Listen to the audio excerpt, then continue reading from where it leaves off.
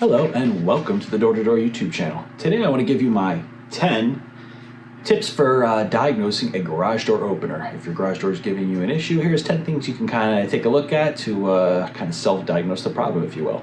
We'll get right into it. The number one thing I would say is check the power.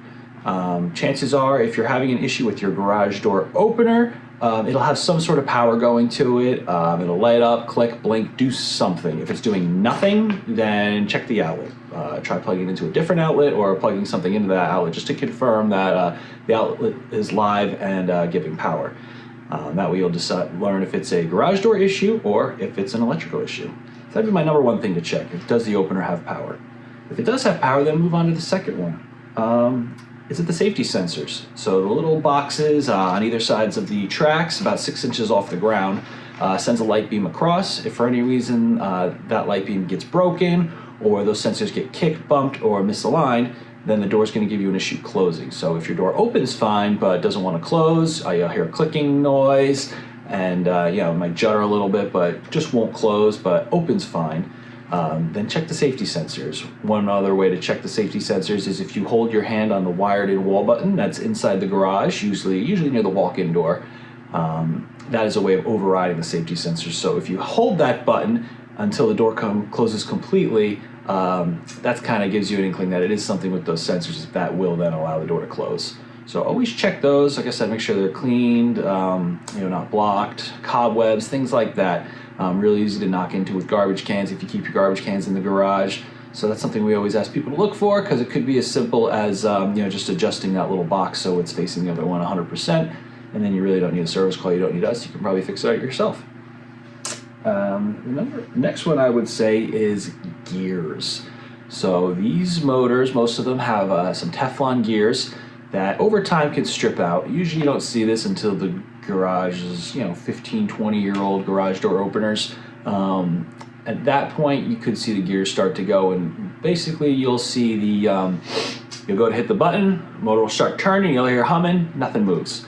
That's usually a sign that the gears are stripped out, or as it's going you'll see it kind of skip and judder on the rail. That's a sign that the gears are probably going. And another thing you'll sometimes see as the gears go, the whole assembly kind of pitches forward and allows the sprocket to rub on the outer housing, and eventually that'll shear completely through and pop off. So if the chain's hanging and you found the sprocket on the ground, most likely the gears have started to wear out to the point where the shaft itself is broken.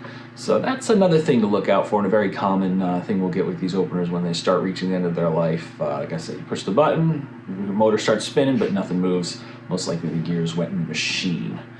Next, my number 4 would be your remote controls. If it's working from the remote, but not working from the wall button, that's wired directly to the machine, but not the remotes.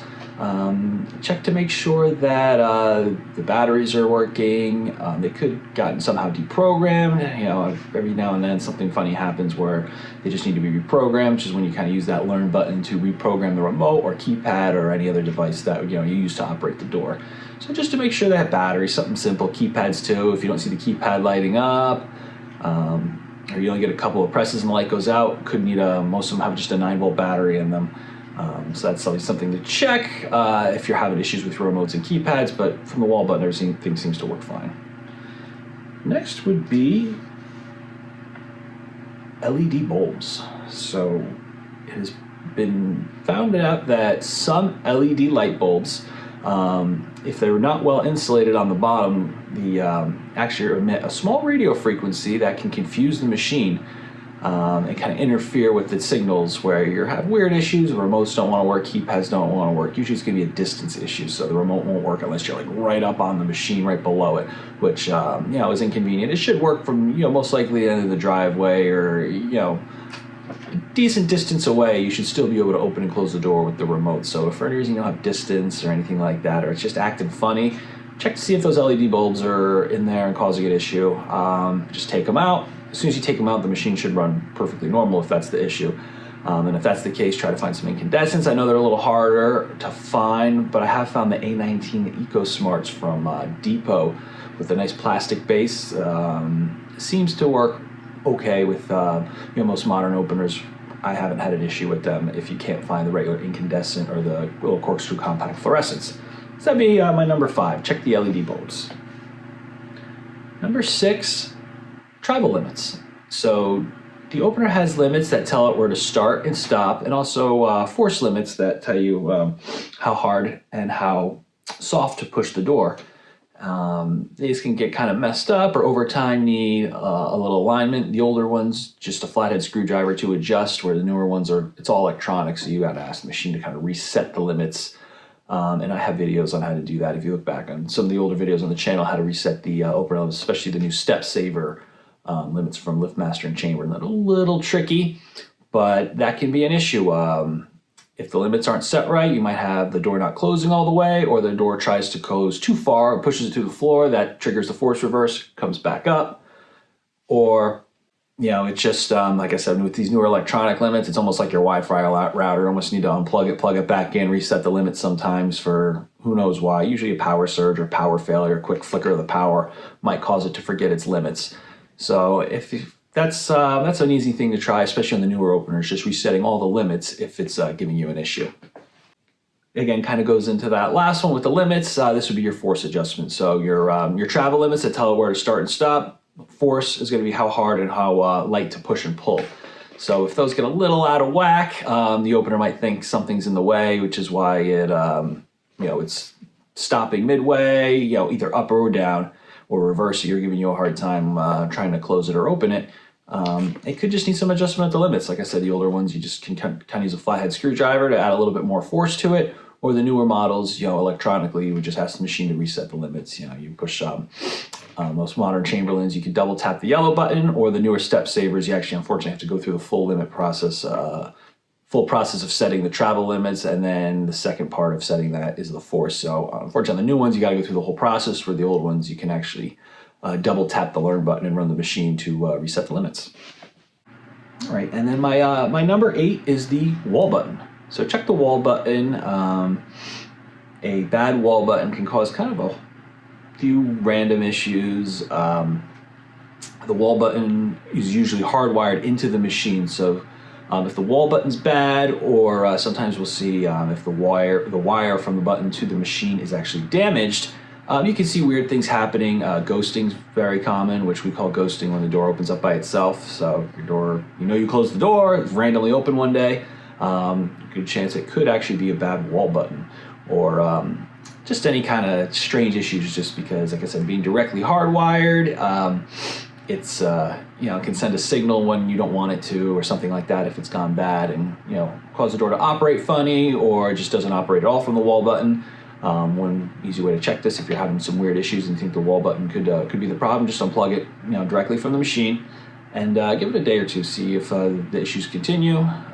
Everything should still work properly from the remotes, the keypads. It's just that wired in wall button, you would disable for a day or two to see if that kind of solve your issues. And if all your issues go away, door doesn't open after a few days, or any ghosting issues happen, then most likely that was it. And then we can help you, or you can look on Amazon or anything like that to find yourself a replacement wall button to solve that issue. Number 9, just check the drive system. So the door's not opening or operating properly. Is it something with the drive system? Is it the chain, the belt? Make sure everything's attached, nothing's loose or hanging. Commonly you'll see, as the gears go, you'll see that chain start to hang because the whole assembly pitches forward. That's what causes that sprocket, like I mentioned earlier, to come off. But you might see that chain hanging real low. Unfortunately, if it's an older machine, you do see it hanging. Most likely we recommend not tightening it, because like I said, most likely what happened is that if you look up on top, you'll see that sprocket start to shear through the housing, and if you tighten that, usually within a week, from my experience, that sprocket's going to fully pop off, or those gears are fully stripped out at that point. And then, I've seen a chain hanging. I've seen it last for years like that. But the second you tighten that thing back up tight again on an older machine, it's most likely going to, whatever's starting to wear out fully, that extra stress is just going to cause it to break and pop, and then you definitely need a new machine. But just visually inspect it. There shouldn't be, any, the belt, as it gets older, the rubber can kind of dry out and deteriorate. So if you start seeing the metal cords from the belt, if it's skipping or not operating properly or sliding around, it's not holding its limits, then just check for any obvious issues there. And then lastly, when diagnosing an opener issue, check the door by hand. It may not be an opener issue. It could be a broken spring or something causing the door not to roll properly. Bad pulleys, something with the track. So with the door down, I always recommend testing this with the door down, because if there is a door issue and you do it when the door is up, if it's a spring that's not holding the door up properly or not lifting the door, and the opener's struggling, that door will come flying right down like a guillotine. If anything or anybody's in the way, nothing's stopping it. So if you're testing the door manually, I would always say do it with the door down. Pull the red release cord, and then you can kind of lift it up by hand, make sure it operates nice and smooth. There's nothing in the way. It's not heavy. It's not too light. It doesn't want to pull up out of your hand. Making sure the door is balanced, as we'd say. And usually, if you lift the door up, most of the way, leave like a section or two still in the track, but not all the way up, and the door sits there, then the door is properly balanced. And your issue's not door related. It's definitely something with the opener if that door rolls nice and smooth by hand and still doesn't want to open. So those are my, like I said, those are my 10 things to try and look at and to help diagnose your opener issues. It can definitely be a frustrating thing when you go to use your garage door opener. It just doesn't work. Something most people have come to rely on as a main way in and out of their home. So any issues with that not working properly can definitely be frustrating and something you don't want to deal with. But use those 10 tips, see if you can figure it out yourself. If you can't, you could always call someone like us, Door-to-Door Garage Doors. We're in northern New Jersey. We'd be happy to help you, or whoever's local to your area. Get them out there. That way they can diagnose the problem accurately. Help you get it working again, give the door a good tune-up, and you'll know you'll be in good shape. Again, this is Alan with Door-to-Door Garage Doors, where we want you to love your garage door, and I'll see you in the next one. Okay, thanks. Bye.